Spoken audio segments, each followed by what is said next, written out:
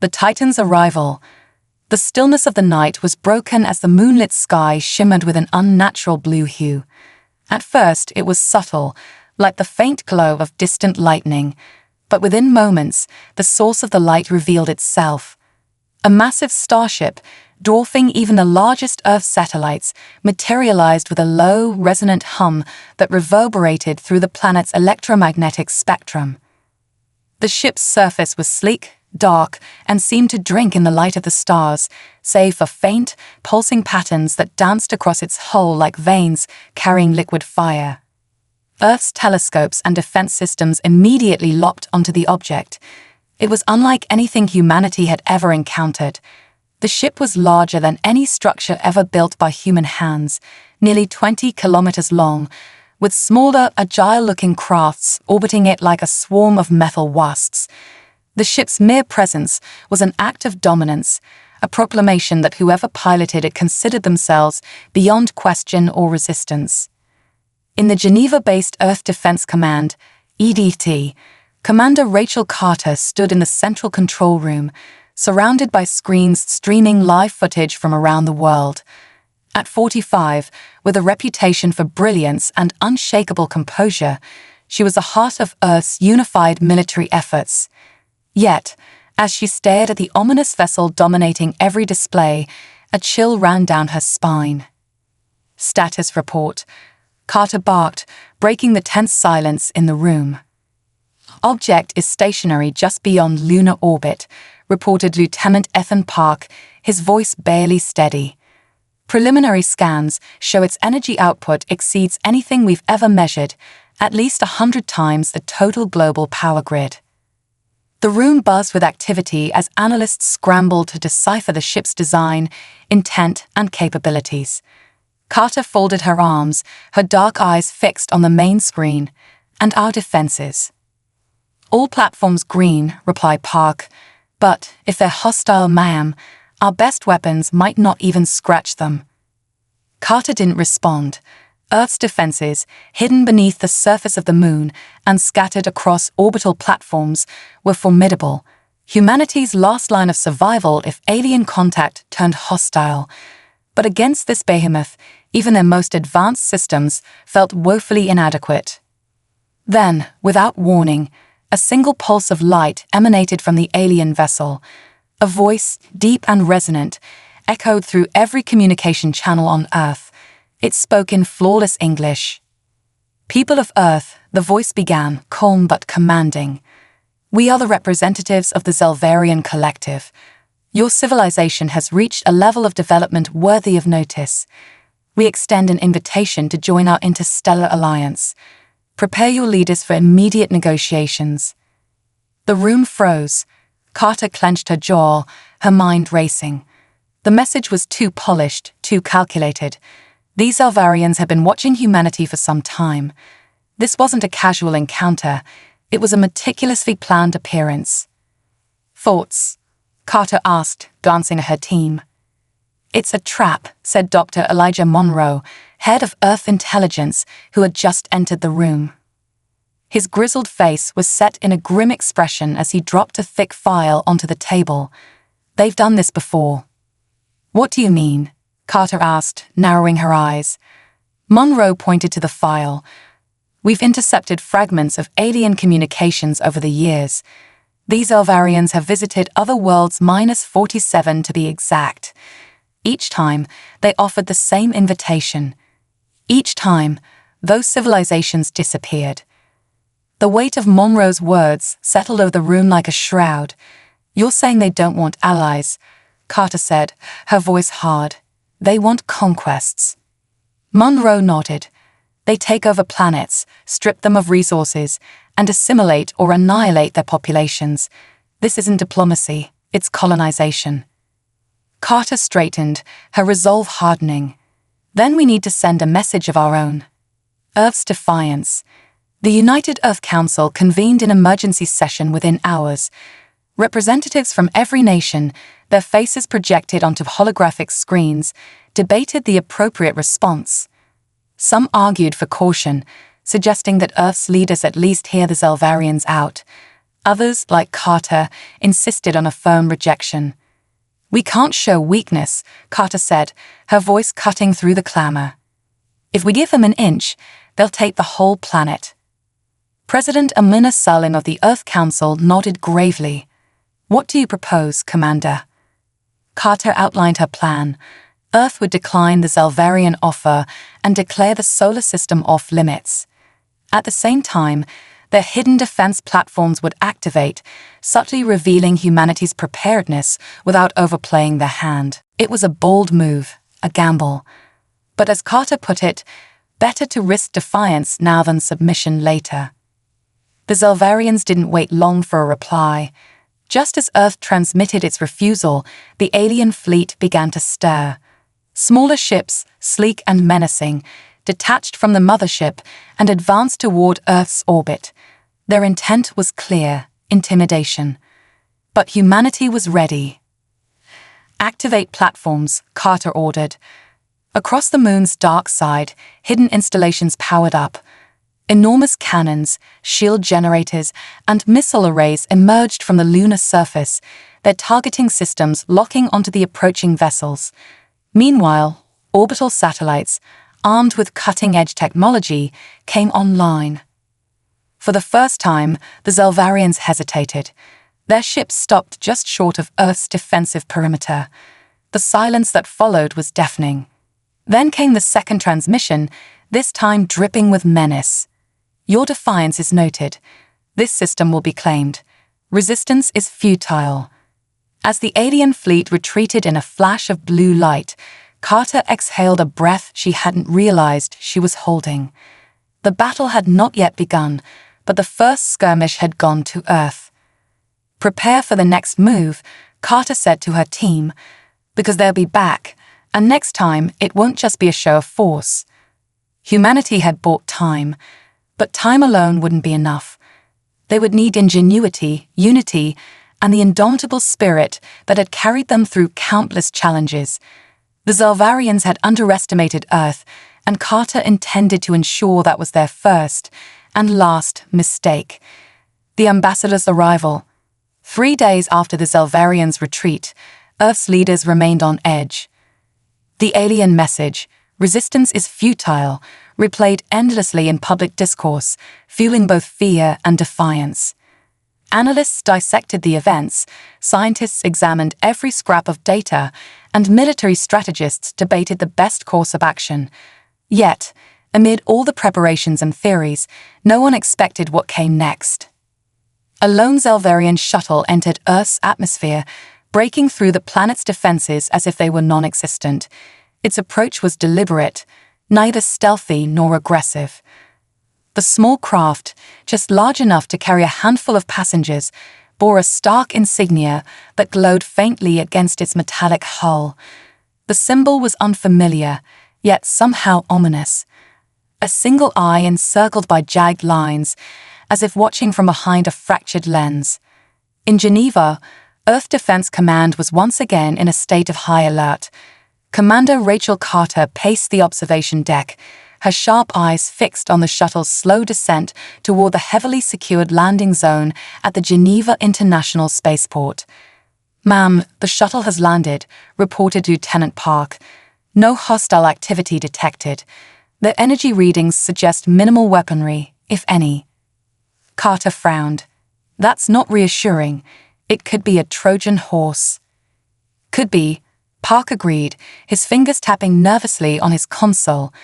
"But it's not behaving like one." They requested permission to land and identified themselves as diplomatic envoys.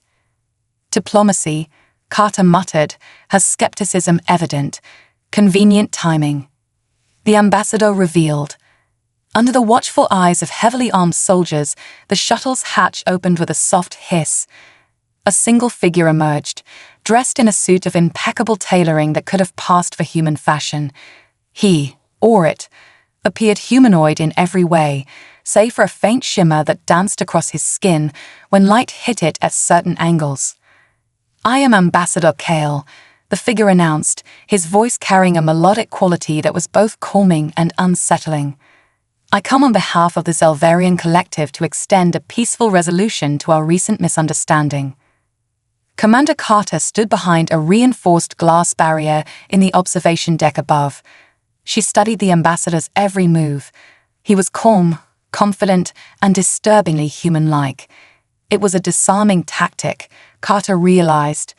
If their first contact had been the display of a godlike starship, this was the facade of a neighborly handshake.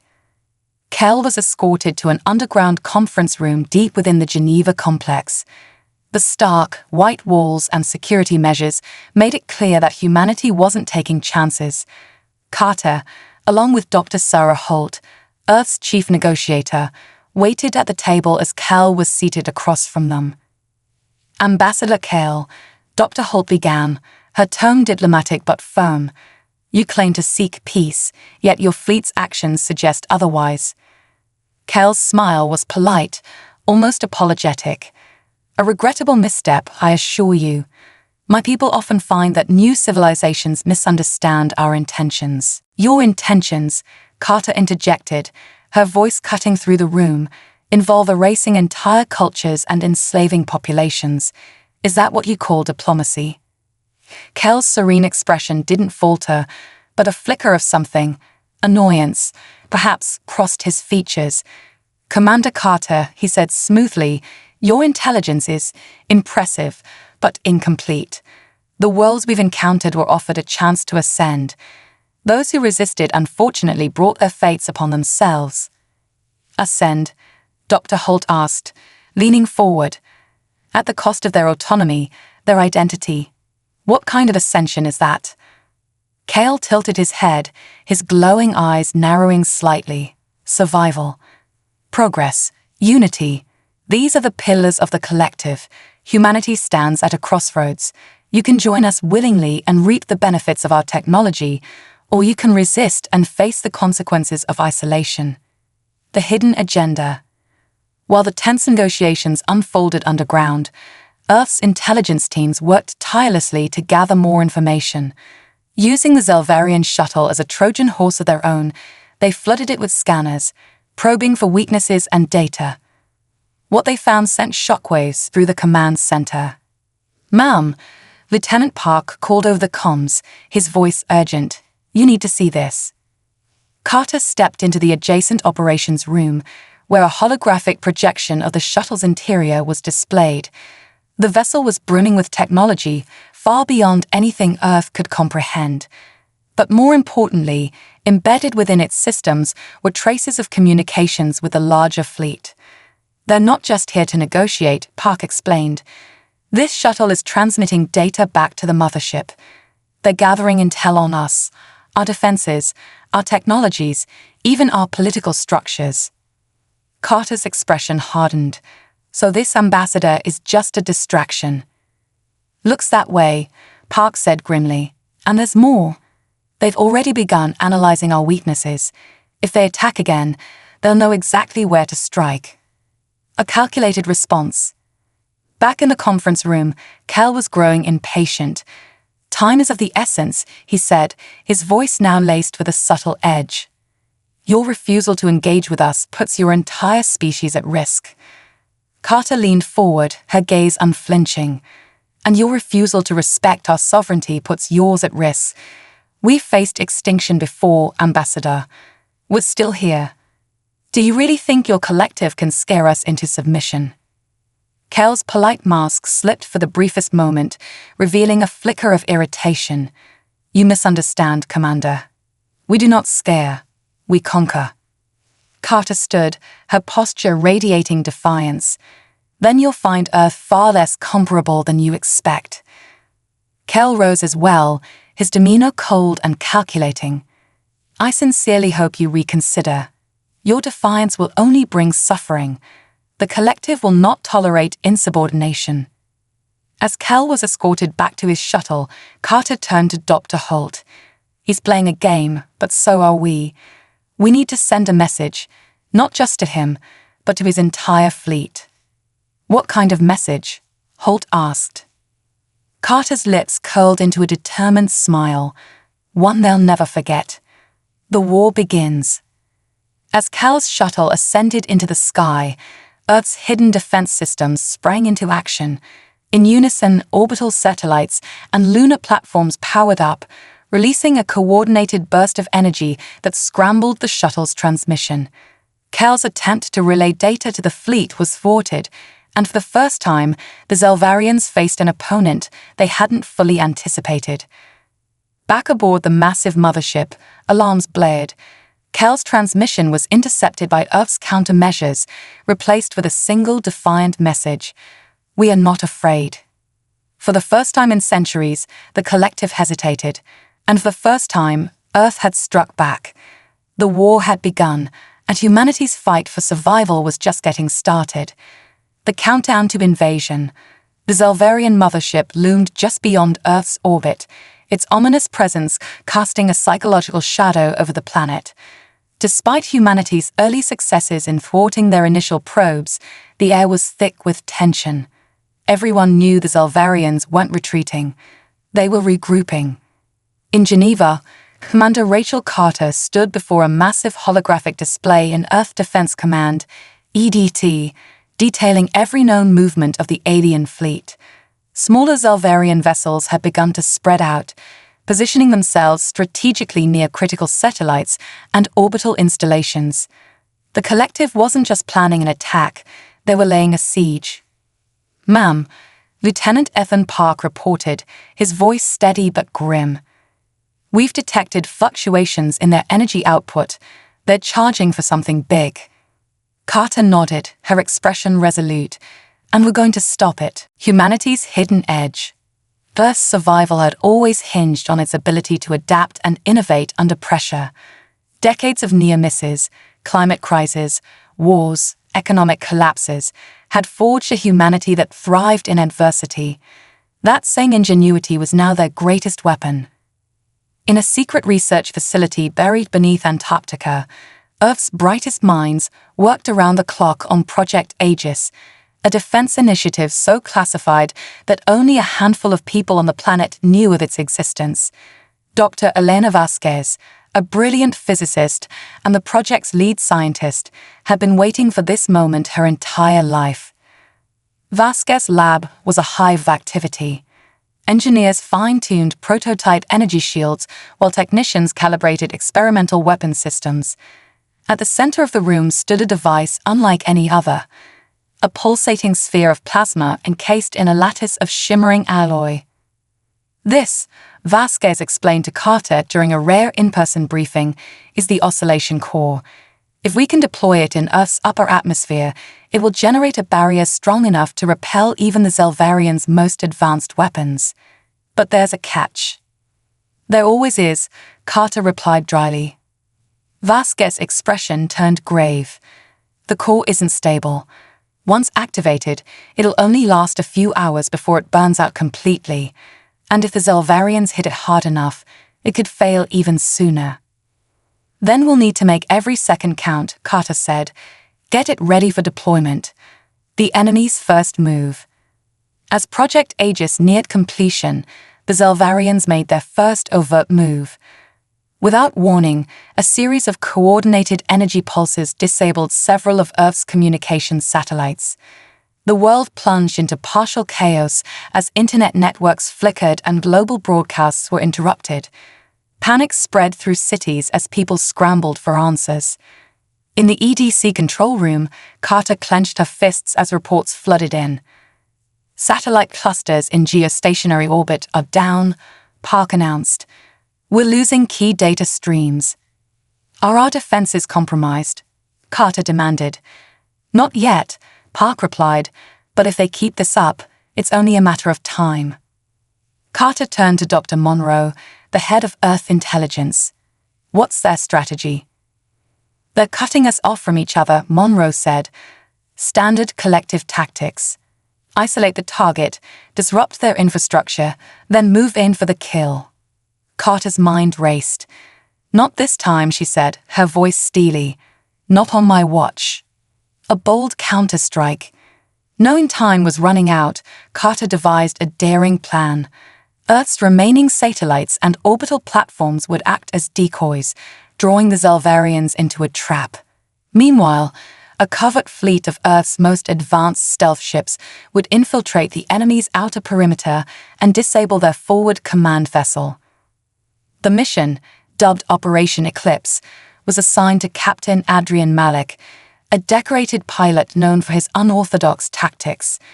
Leading a squadron of Earth's finest, Malik accepted the assignment with a grim smile. "Just give me a clear shot," he said. "We'll make them regret ever coming here." The operation launched under the cover of Earth's natural electromagnetic interference, a brief window where the Zelvarians' sensors would be partially blinded. As Malik's fleet slipped past enemy lines, Earth's orbital platforms lit up with a dazzling display of firepower, bombarding the smaller Zelvarian ships. In the chaos, Malik's squadron reached the forward command vessel, a smaller but heavily armed craft that acted as the eyes and ears of the fleet.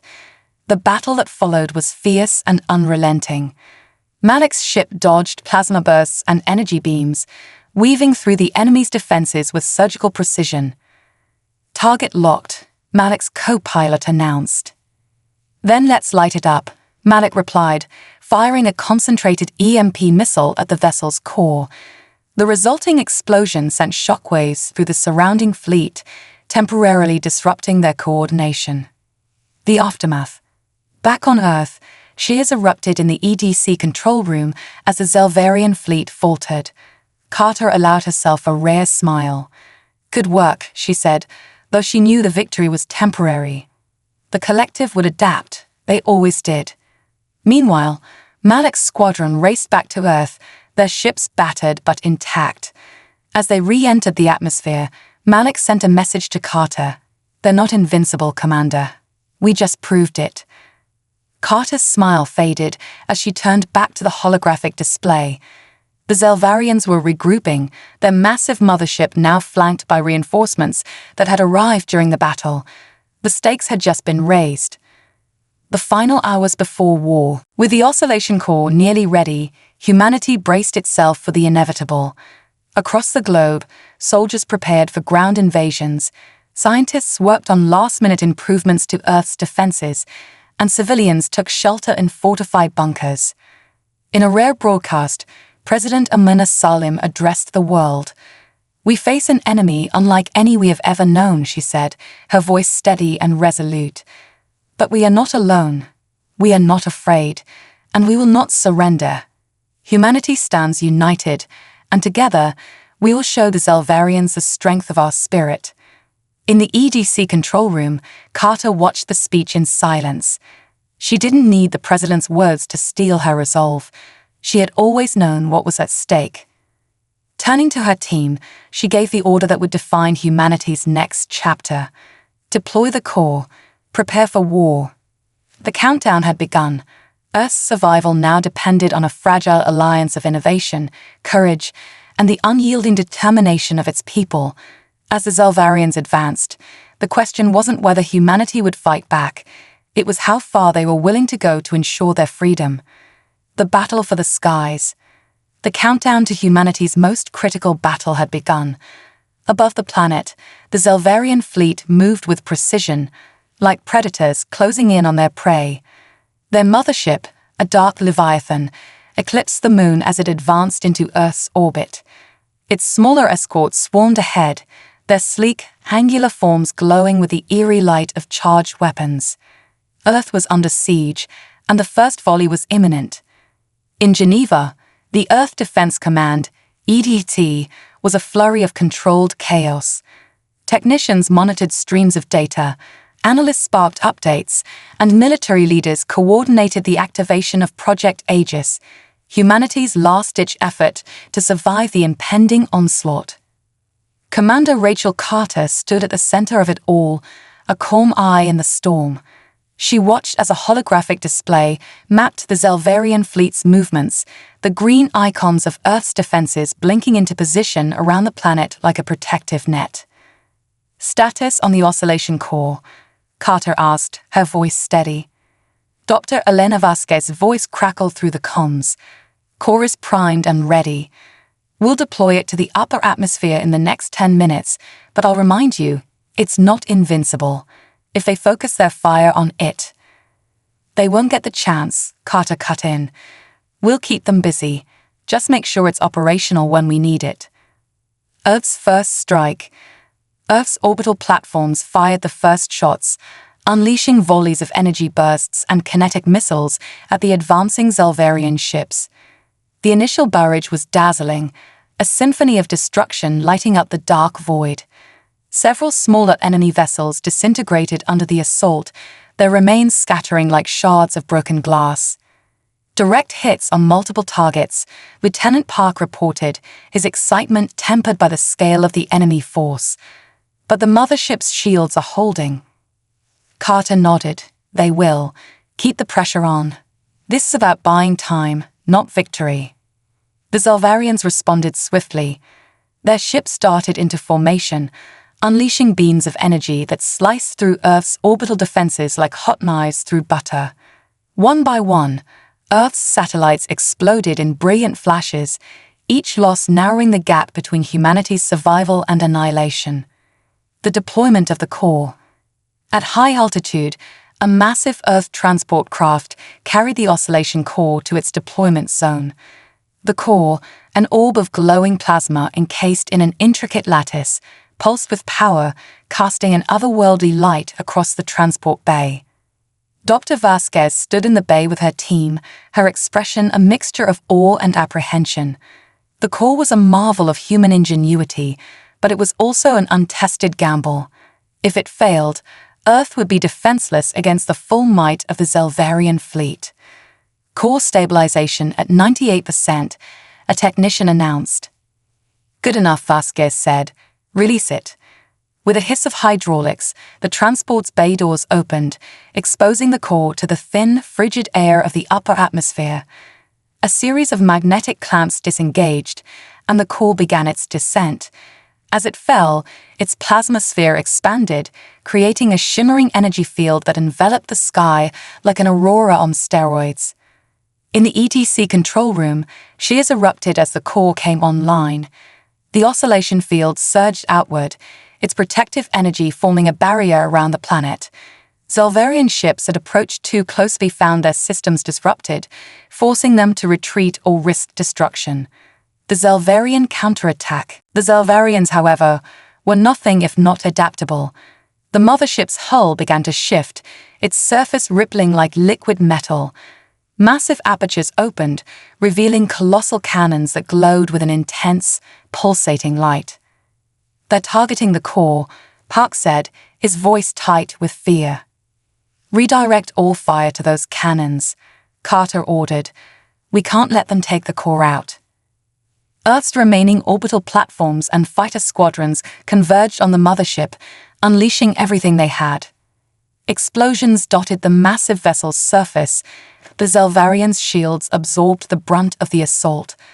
One of their cannons fired, sending a beam of concentrated energy toward the core. Time seemed to slow as the beam streaked toward its target, but just before impact, the oscillation field flared, absorbing the energy and dispersing it harmlessly. The core held. Field integrity at 72%, Vasquez reported. It won't take many more hits like that. The ground war begins. While the battle raged in the skies, the Zelvarians initiated a secondary attack.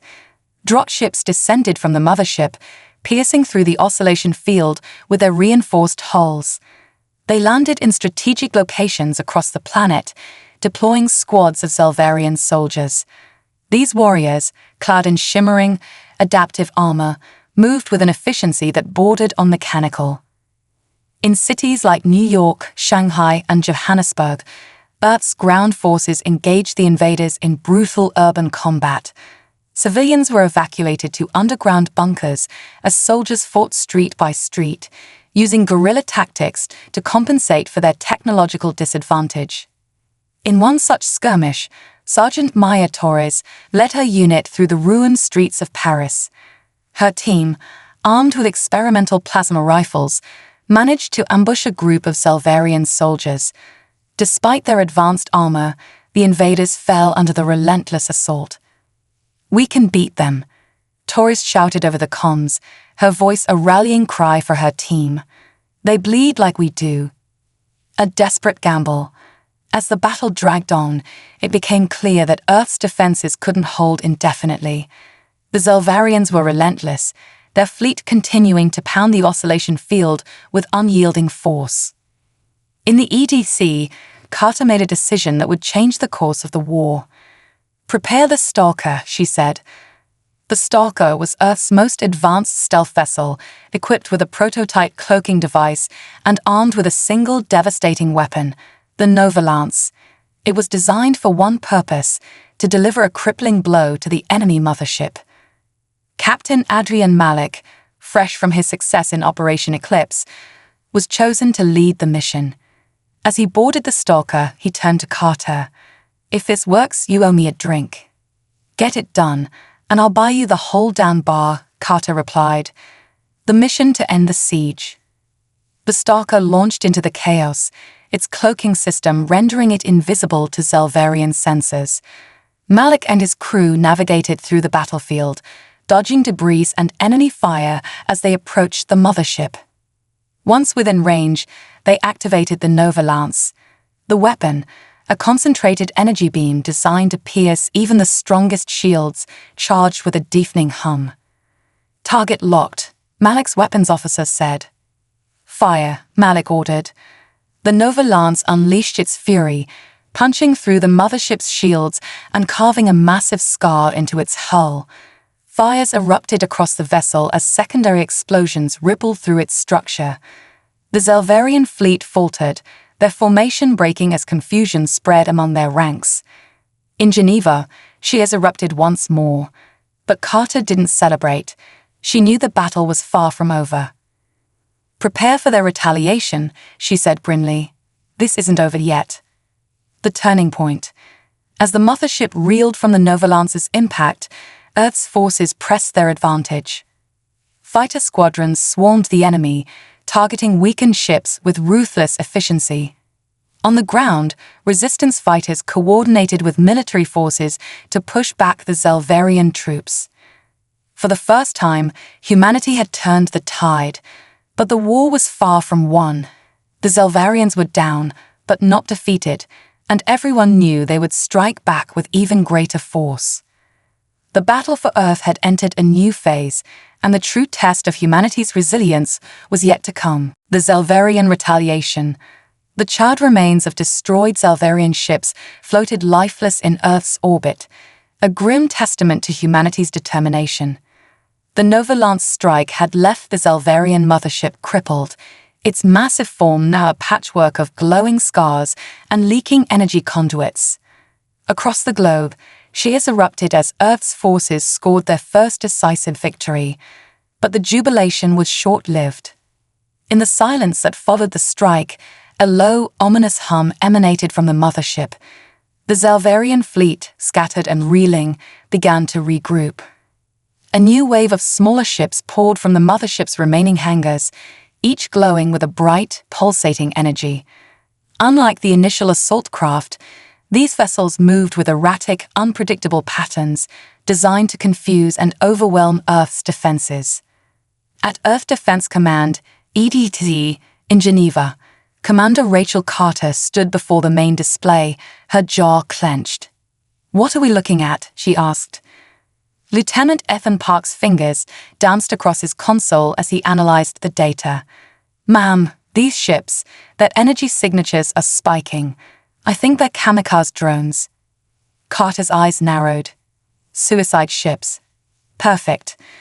Dr. Elena Vasquez's voice came through the comms, strained but calm. "If those drones reach the oscillation core, it's over. We need to stop them." Carter nodded. "Redirect all available platforms to intercept.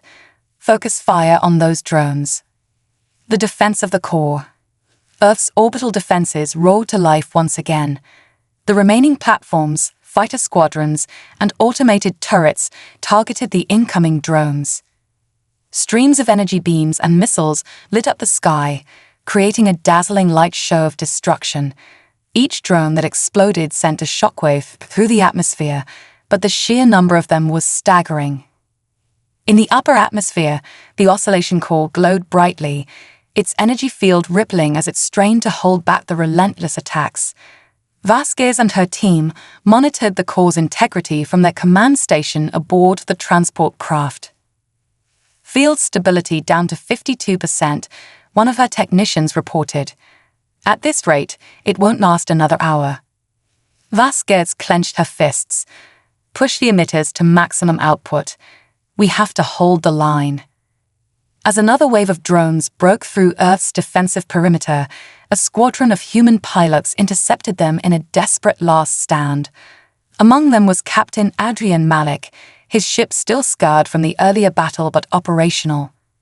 "Hold the formation," Malik shouted over the comms, with a last barrier between them and the core. The dogfight that ensued was chaotic and brutal. Earth's pilots pushed their ships to the limit, weaving through enemy fire and taking out drones with pinpoint accuracy. Malik's squadron managed to destroy dozens of the kamikaze vessels, but the cost was high. Many pilots didn't make it back. The Zelvarian ground offensive.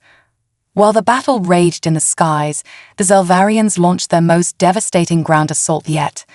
Massive dropships landed in rural areas, avoiding the heavily fortified cities. From these ships emerged towering war machines, each one bristling with weapons and covered in impenetrable armor. These harvesters, as they were quickly dubbed, began methodically destroying everything in their path. In the American Midwest, Sergeant Maya Torres and her unit were dispatched to intercept one such harvester. The machine stood over 30 meters tall, its four legs moving with a mechanical precision that shook the ground with every step. A massive plasma cannon mounted on its back fired indiscriminately, reducing entire swaths of farmland to smoldering craters. Torres and her team took cover behind a ridge, their eyes wide as they took in the monstrosity before them. "How the hell are we supposed to take that thing down?" one of her soldiers muttered. Torres gritted her teeth. "We improvise. Focus fire on its legs. If we can slow it down, we might have a chance." Using rocket launchers and improvised explosive devices, Torres' unit engaged the harvester in a desperate battle. The machine retaliated with terrifying efficiency, its smaller turrets cutting down soldiers who strayed too far from cover. But Torres' team was relentless. After several grueling minutes, one of the harvester's legs buckled under the sustained fire. "It's working," Torres shouted. "Keep hitting it." With one leg crippled, the harvester collapsed, its massive frame crashing to the ground. Before it could recover, Torres and her team planted charges on its central core. The explosion that followed was deafening, and the harvester was no more. A desperate alliance. Back at EDC, Carter and her team worked to coordinate the global response. Reports flooded in from every corner of the planet, some victories, many losses. The Zelvarian strategy was clear: overwhelm Earth's defenses on every front until humanity broke. But Carter had no intention of breaking. "We need reinforcements," she said. "From where?" Park asked, exasperated. "We've thrown everything we have at them." Carter turned to Dr. Monroe, the head of Earth Intelligence. "What about the other colonies?" Monroe hesitated. "You mean Mars and Europa? They're barely self-sufficient. Their military capabilities are negligible." "I'm not asking for weapons," Carter replied. "I'm asking for people. If we're going to win this, we need every human in the solar system fighting as one." Within hours, messages were sent to the Martian and European colonies, calling for volunteers. The response was overwhelming. Thousands of colonists, miners, engineers, scientists, agreed to join the fight. Using hastily retrofitted transport ships, they arrived on Earth with whatever resources they could spare. Among them was Dr. Amara Kane, a Martian scientist specializing in nanotechnology. She approached Carter in the EDC with a bold proposal. "I can reprogram the Zelvarians' drones," Kane said. "If we capture one intact, I can rewrite its AI to turn it against them." Carter's eyes lit up with hope. "Do it." Turning the tide. In a daring mission, Earth's forces captured a damaged Zelvarian drone during a skirmish. Kane and her team worked tirelessly to crack its code, using the data to create a virus that could override the collective's command protocols. When the virus was ready, it was uploaded to one of Earth's stealth satellites and transmitted to the Zelvarian fleet. At first, nothing happened. Then, slowly, the tide began to turn. Drones and smaller enemy ships started firing on their own fleet, creating chaos in the Zelvarian ranks. "It's working," Kane exclaimed, watching the live feed in the EDC. Carter allowed herself a small smile. Let's see how they like being on the defensive for a change. The turning point. As the oscillation core held firm and the Zelvarians' forces descended into disarray, Earth launched a coordinated counteroffensive. Malik led a squadron of bombers on a direct attack against the mothership's exposed reactor, while Torres and her ground forces pushed back the remaining harvesters. The battle was far from over, but for the first time victory felt possible. Humanity had not just survived the Zelvarian onslaught, it had struck back with a vengeance. As the Zelvarian mothership began to retreat, Carter stood in the EDC, watching the display. Her voice was steady but determined. "This isn't just our planet," she said. "It's our future. And no one, not the Zelvarians, not anyone, gets to take it from us." The battle for Earth was entering its final phase, and humanity was ready to see it through to the end.